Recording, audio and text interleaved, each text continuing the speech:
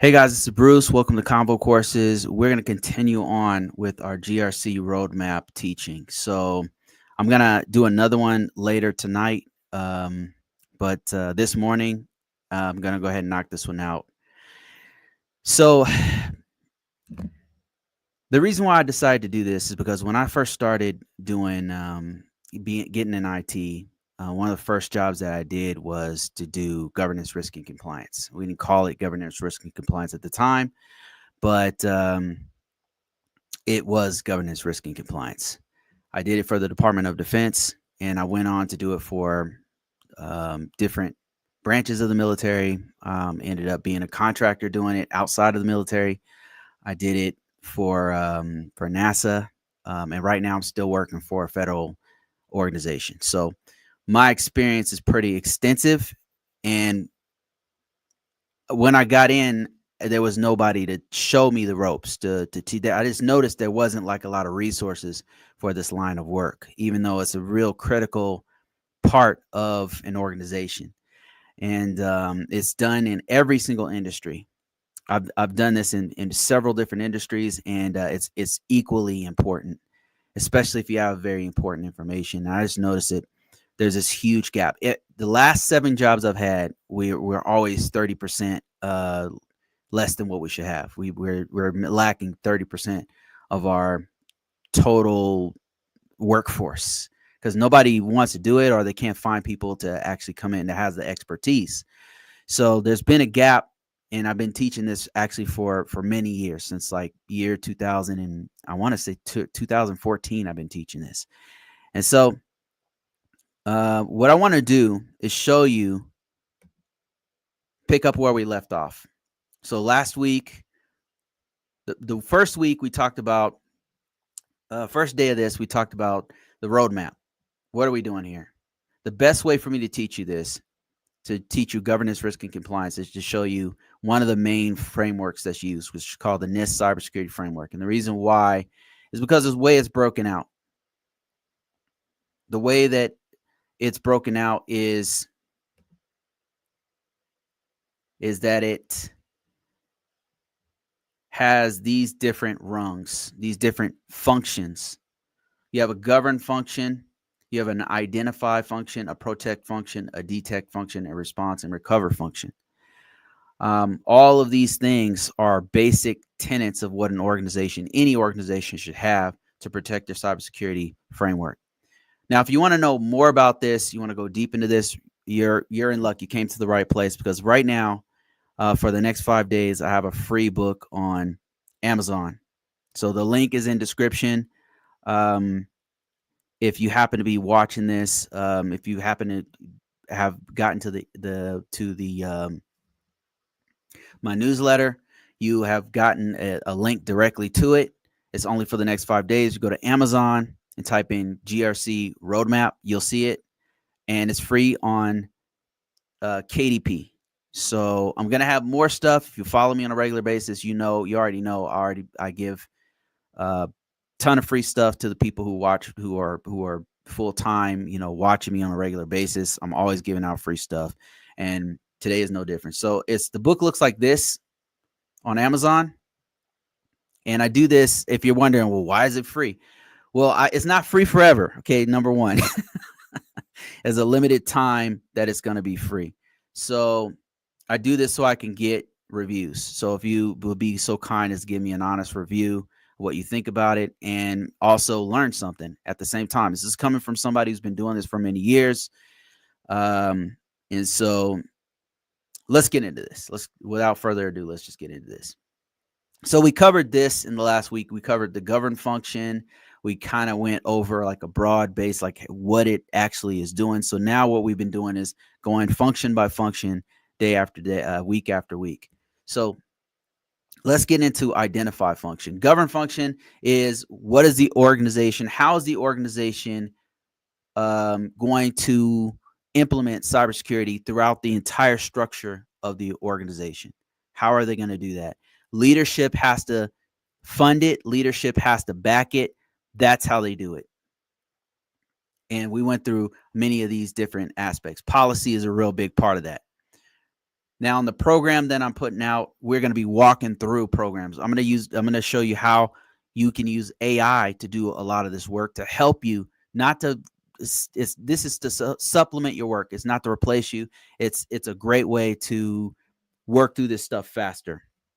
So AI will be a part of the teaching that I'm going to do in the program. So let's get into Identify. What is this? Identify, as I've been doing this for many, many years, I've noticed like Identify is one of the things that organizations struggle with the most. The Identify function is where you are doing baseline, your configuration baseline. What does that mean in layman's terms? That means knowing what's in your environment.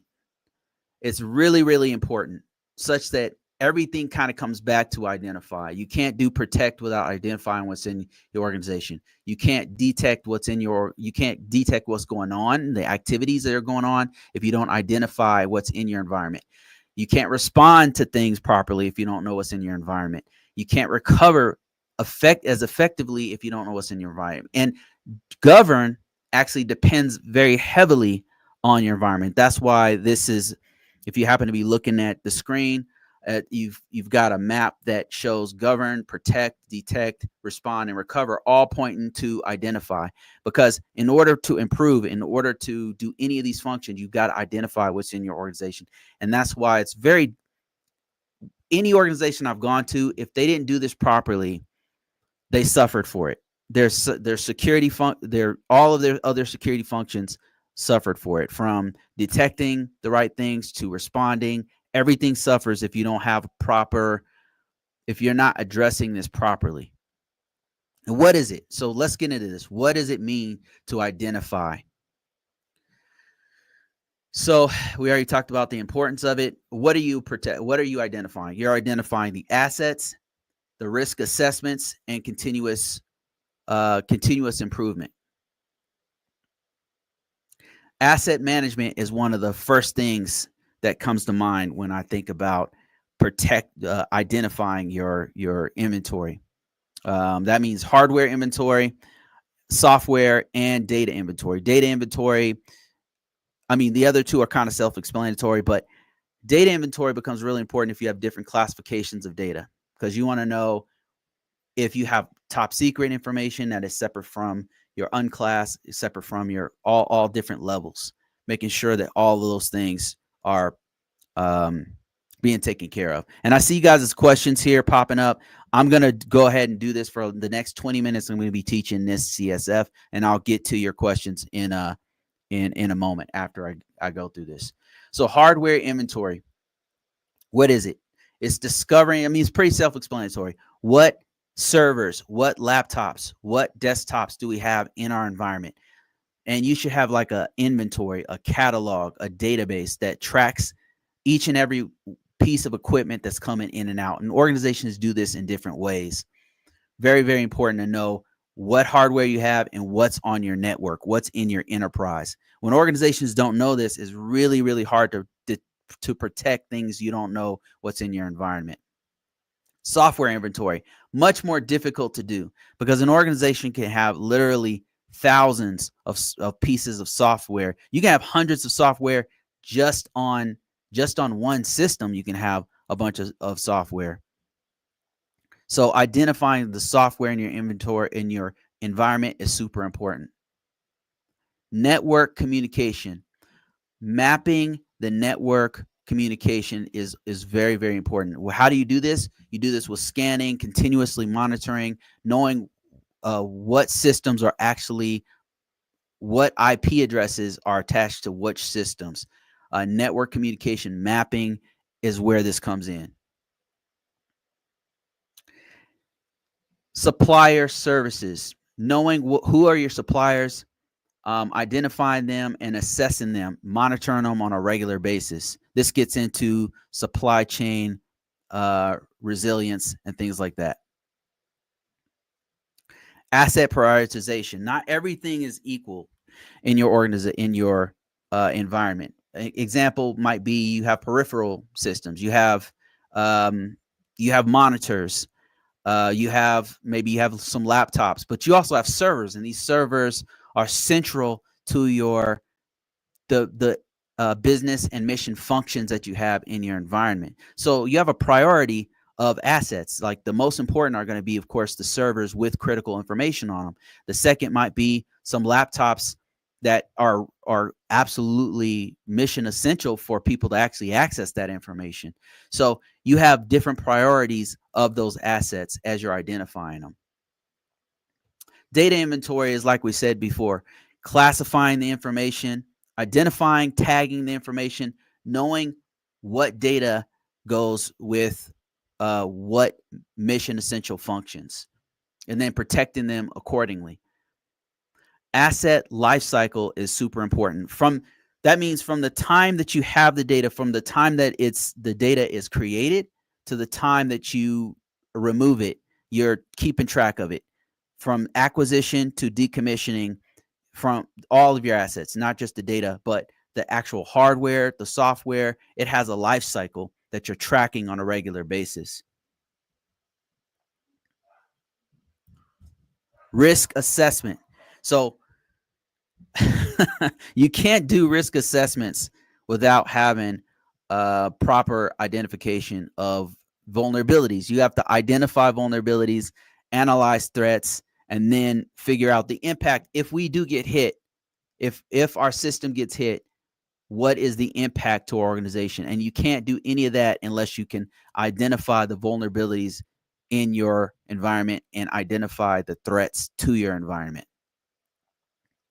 So what goes into identification of vulnerabilities? This is vulnerability management in a nutshell. You're going to do scanning. Scanning is a huge part of Identify. It'll just come up over and over again because it's one of the best tools that you can use to identify what's in your network. And then it's not enough to scan it because you get false positives, you get a bunch of junk data. So analysis is super important. Analyzing how this report, how the data is, how you can identify what's in your environment by looking at the actual scan and then prioritizing it based on your analysis. Another huge part of an organization, especially if you have very important information or if you're attacked on a regular basis, organizations like the Department of Defense, federal organizations, intel organizations, not just them though, major players in the market, like any market, if it's healthcare, if it's manufacturing, cyber threat intelligence has become more and more important. So what is it? It's at the last job I was in, we had a really good cyber threat intelligence process. And we used a tool that would go out and scour the net for any instances of our client's name. So Walmart, for example, if you saw Walmart's brand or any of the brands that they have out there that was on the dark web, you would go ahead and look at that. You take a look at it. We'd had a tool that would extract the data of what was being said on the dark web. And on the dark web, you would see things like people they steal a bunch of credentials and then they would sell it, right? Some of it's not real, some of it's real. And then you have things like typo squatting, where people would take, instead of spelling out the name Walmart.com, they would use Walmart with 2 M's or Walmart with 2 T's.com. And they would sit on that name and then make a site that looks like Walmart and then hope that people would sign into it. So those are some of the things you would do for cyber threat intelligence. You'd analyze that data and then you'd take action. So that's also a part of threat identification. So you've got to identify internal threats and external threats. Internal threats are disgruntled employees. It could be a supplier. It could be somebody that you let go who has insider information. So it's important to have processes that make sure that that you change username and passwords on a regular basis, or you get rid of accounts that old employees had. So there's internal threats and then there's external threats. Impact assessment is another huge part of Identify, where you're identifying not only what's the primary assets that you have, prioritizing them, but what is the impact if we get hit. What is the impact to our organization? And that all comes back to identifying what are your assets, what are the most important things to your organization, and how can we protect them properly.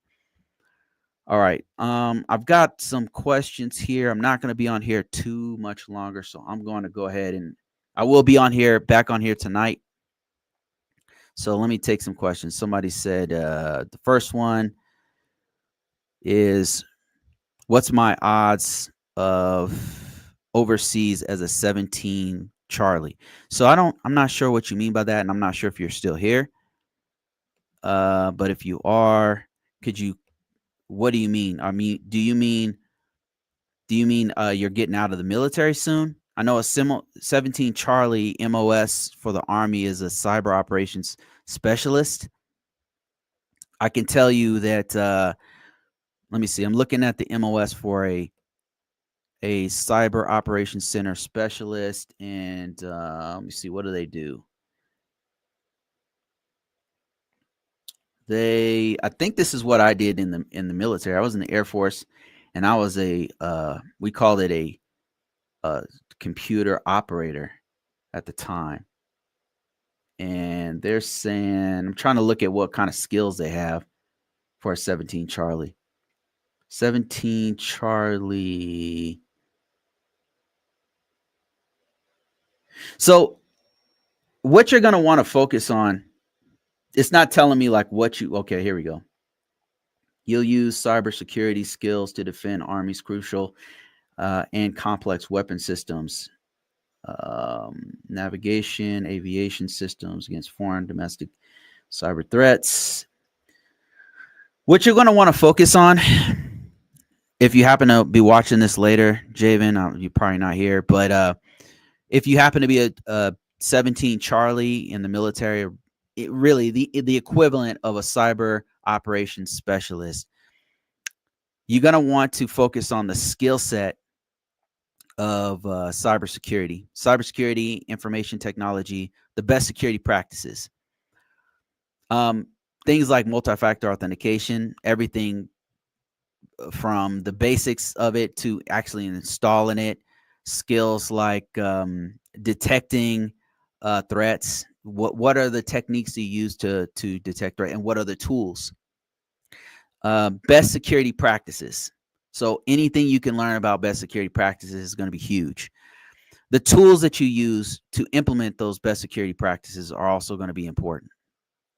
All the tools that you use for implementing best security practices, huge. So everything from, if you're using Qualys, if you're using FTK, if you're using any kind of threat detection tools, those are going to be super useful in inside and outside the military. So the actual skills, the tools, and while you're in, they'll pay for your education. So I would go ahead and get a degree. They're going to pay for it. It's free for you. The books are free. The tuition's free. Everything. I would also go ahead and get a certification. Like, why not? So they'll pay for your certification, including boot camps. They pay for all of that stuff while you're in. So I would take advantage of all that stuff while you happen to be in. Doesn't matter if you're overseas, wherever you're stationed. It's going to help you out quite a bit. All right, let me see. I've got some more questions on. Okay, I see you guys' questions on TikTok. I'm going to go ahead and start answering some of these. Like I said, not going to be on too long. Where's the workbook available? Workbook is not available right now. So right now, what they're asking about is, right now, for a limited time, I have a free book. Let me show you guys what it looks like.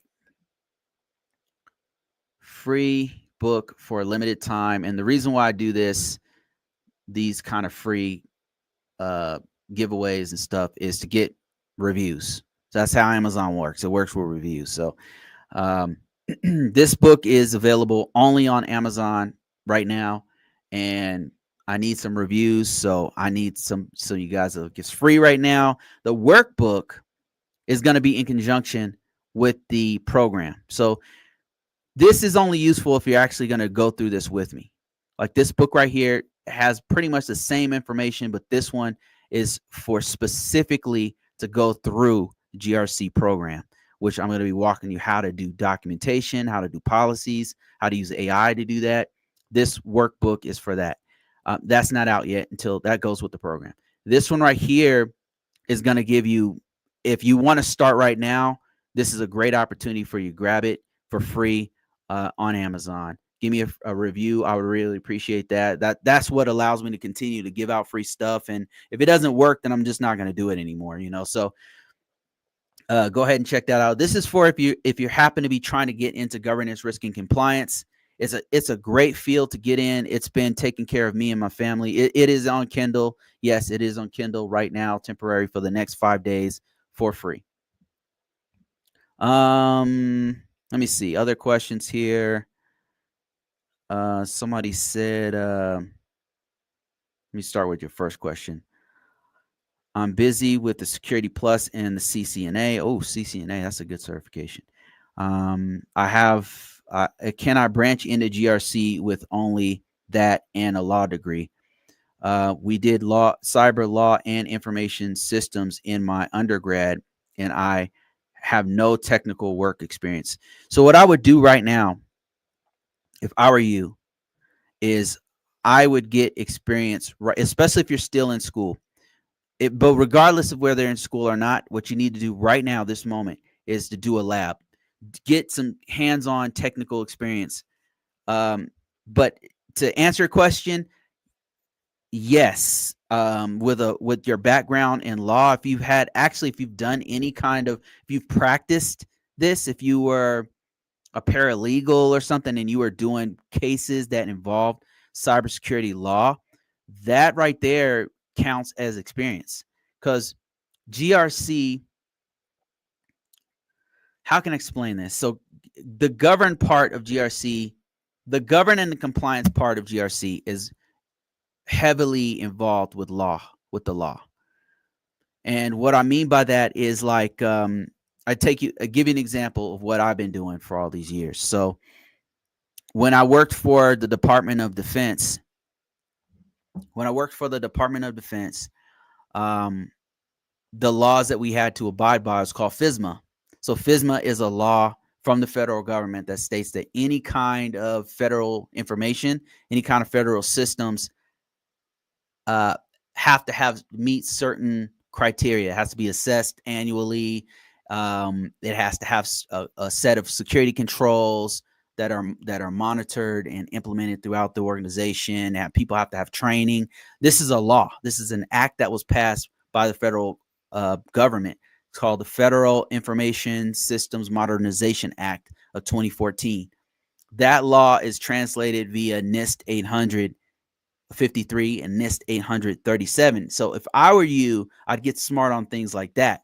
Now, each industry has their own set of compliance laws and regulations. So, for example, the retail sector and the finance sector use something called PCI DSS, and that's compliance with credit cards, making sure that if you have a credit card device, there's certain security features that are in your network to protect the customer's information, their credit card information, the financial transactions. So what you need to do is connect the laws, the cyber laws of whatever country you're in or whatever industry you're in, with the actual practices of the organization. And that's the kind of stuff that you want to put in your resume. Like, you want to put that connection in your resume. I can tell you right now, organizations are looking for people who practice law, who know cybersecurity. It's really, really important. So that's where I would start. If I were you, I'd go to LinkedIn and I'd look for other people's resume. Let me show you what I would do if I were you. So I would go, let me just quickly, I know there's other people asking me questions. There's my free book, by the way, if you happen to be watching this at this time. This book is free right now. I'm going to answer more questions in a second, but let me just show what I would do if I was a law student getting into this. Let me see if I can get into LinkedIn. This is my actual LinkedIn page, by the way. What I would do if I were you is I would go to the search and I would type in law cyber. I don't know what the cyber law, cyber law.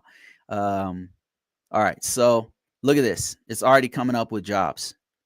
Look at this. This is what they're looking for right now. Cyber risk and compliance legal associates, cyber compliance consultation, forensics. Anyway, so from here, what you want to do is look at other people who are in cyber law and see what they put on their resume. And you'll get a good idea of what you should have on your resume. You'll see forensics, you'll see law enforcement. You do need, like, what's going to really sharpen your tool set is having the background and getting hands on with security is going to help you out as much as possible.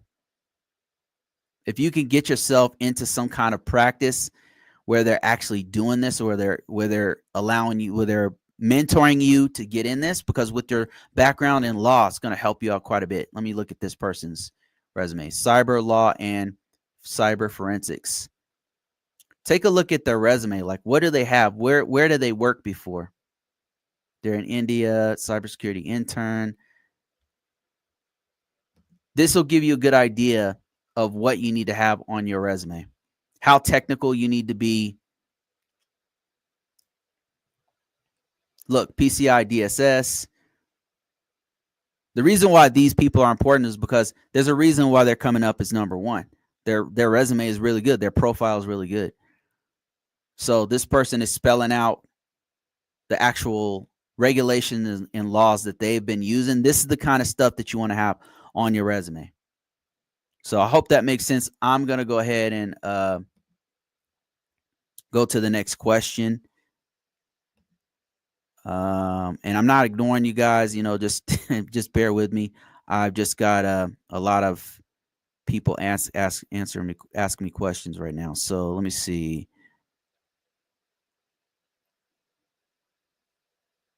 Resilient was responding to my NIST cybersecurity identify function. He says, use scan tools to identify endpoints. That's right. Absolutely. As long as you do the first part, know your data, inventory, software list, then we can conduct a risk assessment, a PTA, a PIA.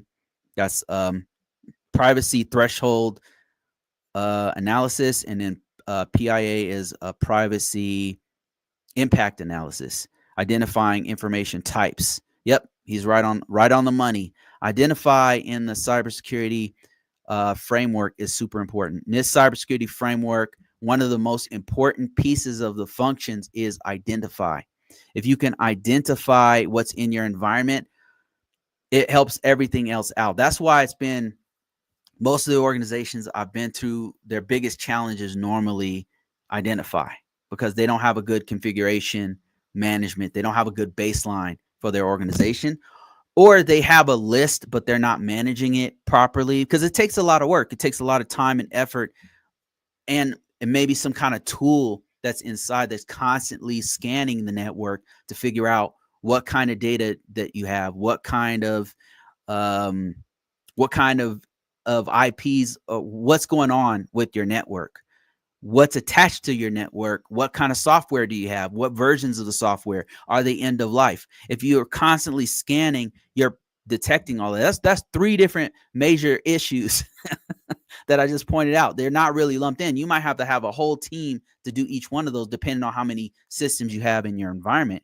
So you might have a whole team that does nothing but frequent scans on a regular basis and then looks at all the vulnerabilities and end of life. You might have a whole team that does nothing but make sure your software that they're implementing the proper patches on your software, and then a whole nother team that does data loss prevention. They're looking at the data, making sure that data is not being extracted off of the network and put on the internet or something. Okay, let me see. Other questions here. And I think I'm going to talk for about 10, 15 more minutes and then I got to go. And I'll do another one. Stay tuned for tonight. I'll be on here. Loveth says, so at what time will you be on again at night? 8:55. What kind of certifications help? What kind of certifications help? So it depends on what you're trying to go to get into an ISO, to become an ISO. The top certifications I would say will be the CISSP, which is it's normally for people who've been in this field for a long time. It's not an easy certification, but it's going to open up the most doors, that's for sure. I would say another one is Security Plus. Security Plus is kind of a interim, um, it's an entry level cybersecurity certification, but it covers all the best practices that you need to know.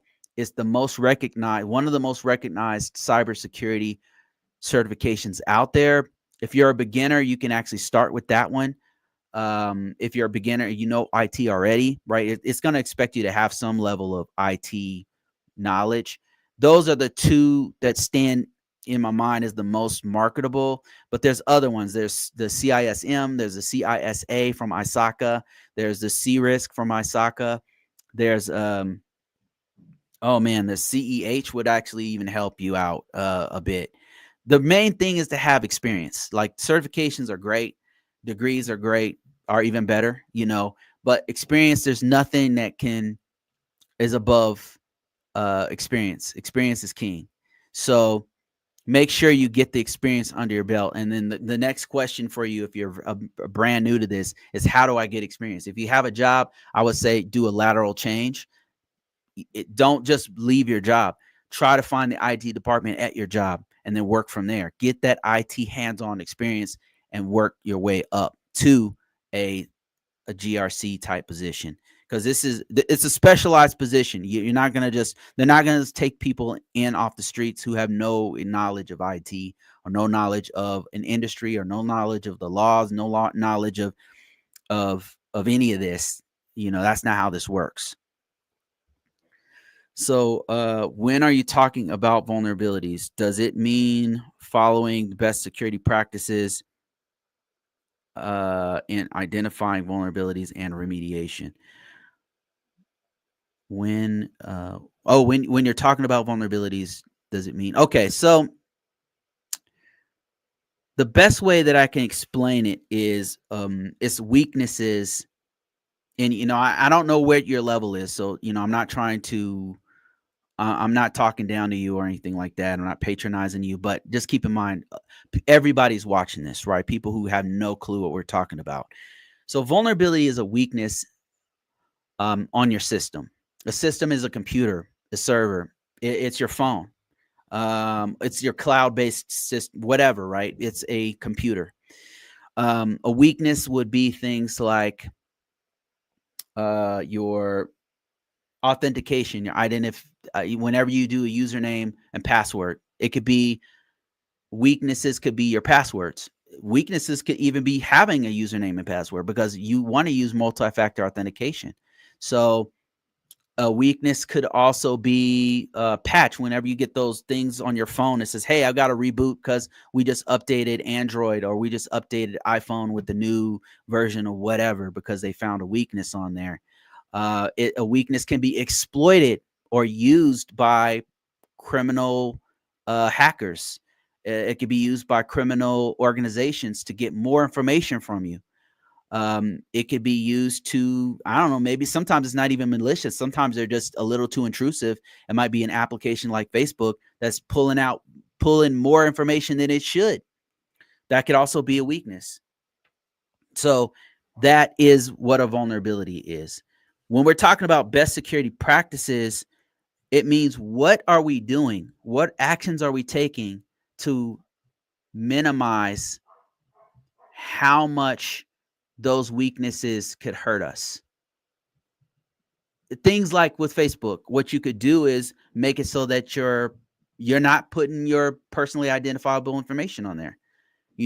Taking it to forget about organizations. Let's talk about your life.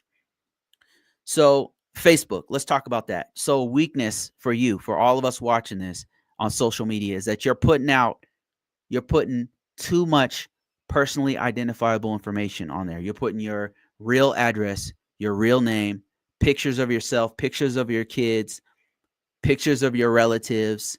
You're putting, God forbid, your real phone number, institutions that you work at, institutions, where you live, everything, who, what, when, where, and why of your entire life is being put on Facebook, right?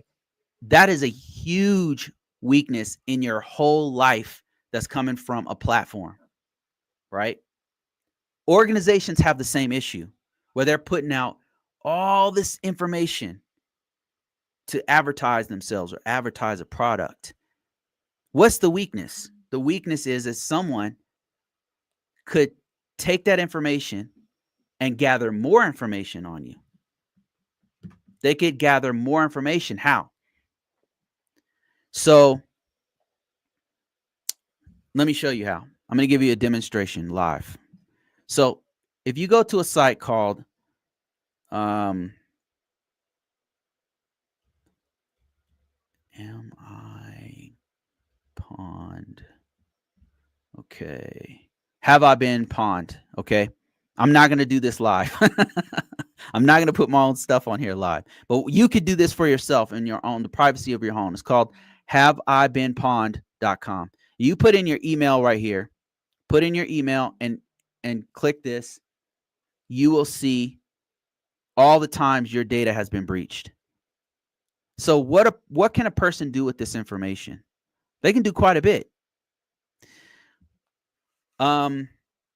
You have a footprint that's on the internet that allows them to gather more information based off of the little information that you give them. They can gather every place you've been living for the past 5 years. They can see where you're living right now and figure out if your house is for sale. If you have a business, if they know your full name and what city you live in, they can go.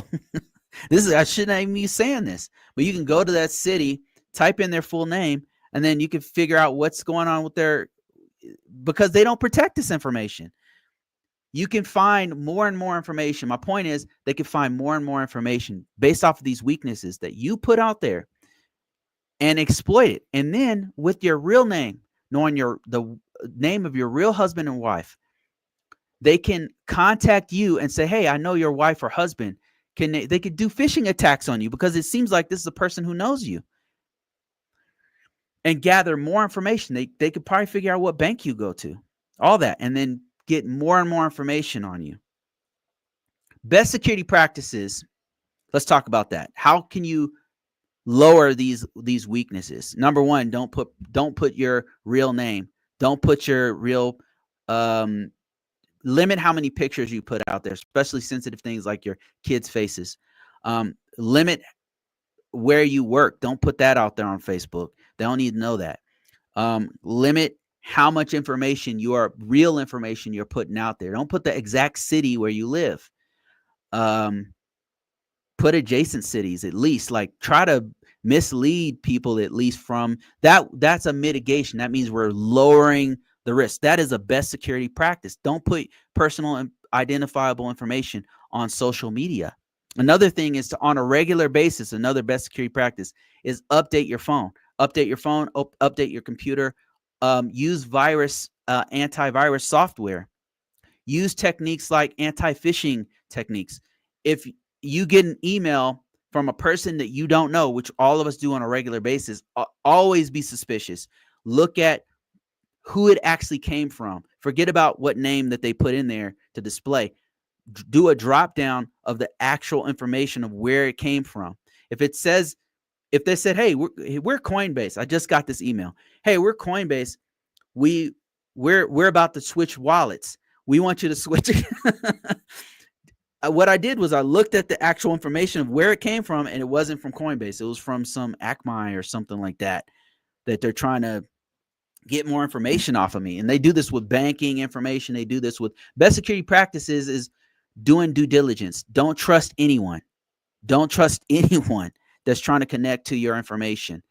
That's what best security practice means. When you identify a vulnerability, you've got to figure out ways that you can fix those vulnerabilities. Another one's password. When you type in your password into haveibeenpawned.com,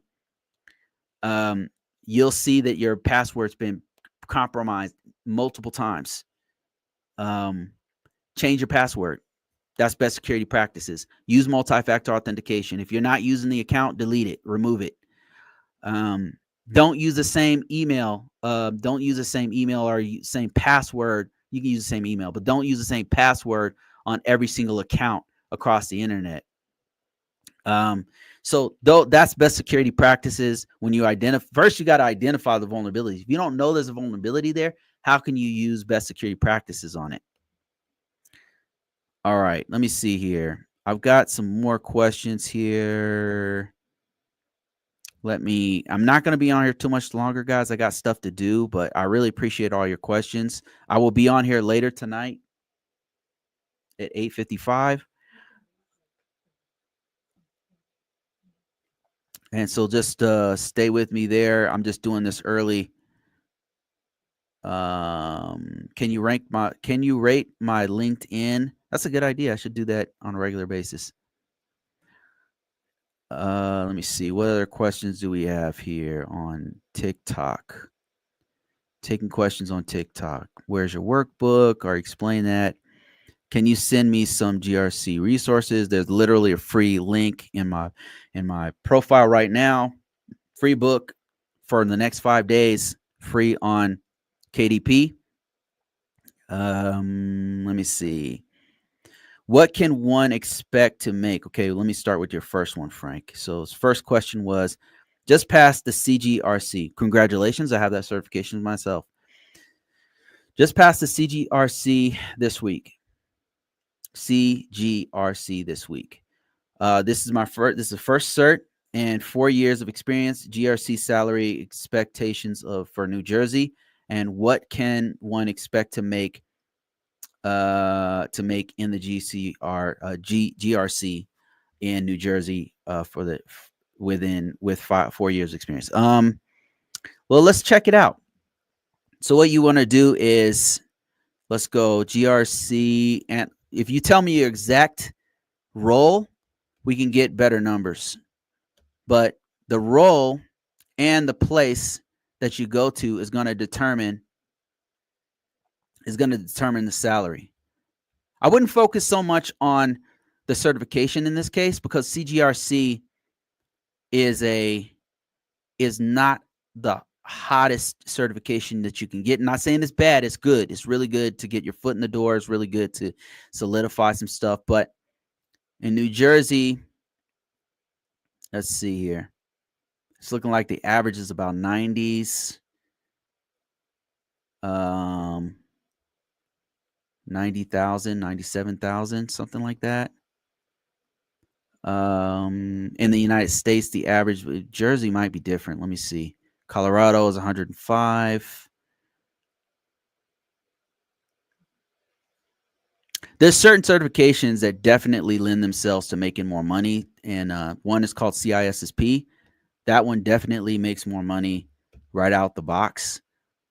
I would not put CGRC in that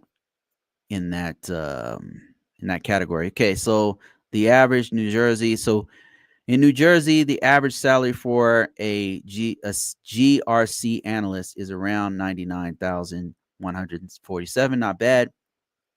The salaries range from 55,000 to 112,000. So that's not bad. That's not bad. So that gives you an idea of where you're going to start off at. But the great thing about doing that CGRC is that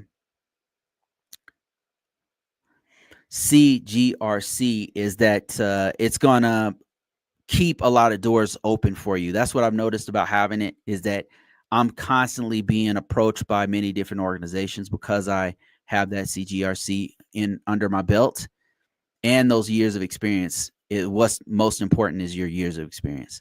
All right, let me answer a few more questions and then I'm going to be out of here. I'm from South Africa, and I'll definitely look into that. Thank you. Okay, awesome. Yeah, South Africa definitely will have some GRC type jobs for sure. Let me see here. Let me see more questions on TikTok. More. I apologize if I missed your question. I've got a lot of stuff kind of flowing in here, so I'm kind of missing things. I will be on here later, so if I didn't get to you, just you don't have to fear. I'll be back. Answer a couple more questions. Okay.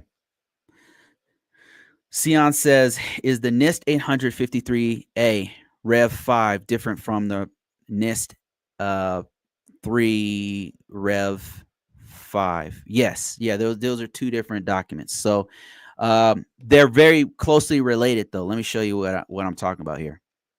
So the NIST 800, whoops. Let me show you. NIST 8, wow. NIST, it's better if I show you. That's why I'm going here. NIST 853 is a catalog. Rev 5 is a catalog of all the security controls for the NIST risk management framework. So it'll just list every single control and explain all the controls. But 53A is different. Closely related, but it's how you assess those controls that are in NIST 53. So the A, I guess, stands for assessment. I'm not sure, but let's look at NIST 53A. And you'll see it's assessing security and privacy controls. So yeah, it is different, but they're interrelated. They're connected at the hip. The same controls you'll see in NIST 853 are the same ones you'll see in NIST 53A, but A is talking about how to assess each one of those controls. And in the government, it's the main way that NIST 53A, this thing right here, NIST 53A, Rev 5 is the main way that they use to assess all the controls that they're going to hit. Hope that answers your question. The next question is, apart from ISO Information System Security Officer, what kind of job search would help when searching jobs? Okay, let me show you here. So the reason why I talk about GRC is because ISO is a GRC position, but it's for the federal government. So if you look at Information System Security job, Information System Security Officer jobs, these are most of these are for the federal government. There might be one or two for the that are for state, but for the most part, the U.S. federal government are the ones who use the term Information System Security Officer. That said, having worked inside and outside of the federal government, there's a broader term. And if you know this, if you know NIST 800, if you know risk management framework, you will also be eligible for other GRC positions in healthcare, in financial sector, in manufacturing, information services jobs. They're looking for you because risk management framework is so big and so broad that it covers a lot of things that you see in PCI DSS or in healthcare. So I'm getting contacts from healthcare organizations, from financial sector. Do I get those jobs? Do I want those jobs? Not necessarily, but have I had those jobs? Yes. Yeah. They've hired me because I knew the NIST 800. They don't always call it an information system security officer. Another term is a GRC analyst. They're doing the same things you do as an information system security officer, but they're doing it for other organizations. So you can see here other people who are named who are in the healthcare industry. But there's also financial sector, and they're in different countries. So another one would be like if you were in the EU, they use GDPR. I think they use it in South Africa too. This is an international standard. So So EU post GRC, they use GRC, governance, risk management, and compliance. They use ISO 27001. They use GDPR, GDPR. If you know one of these, the great thing about GRC is if you know one, you can very quickly learn the others because they do the same thing. It's all the best security practices, which is something I learned much later. And that's why I'm teaching this, because I want you guys to know early. I had to learn this the hard way, just like trying stuff. And I'm telling you right now, if you have this under your belt, you'll find, look at this, GRC auditor. I didn't even type in GRC, GDPR. So no matter what industry you're in, they have governance, risk management, and compliance. And there's so many different areas you can get into if you know one aspect. If you're in the financial sector, if you're in the education sector, they use something called FERPA. If you're in financial management planning, they use something called Sarbanes-Oxley. If you're in, so all of them are interconnected. It's all using best security practices. And the reason why I'm teaching the NIST CSF is because it's so broad and so flexible that if you understand this one, you can map everything to it.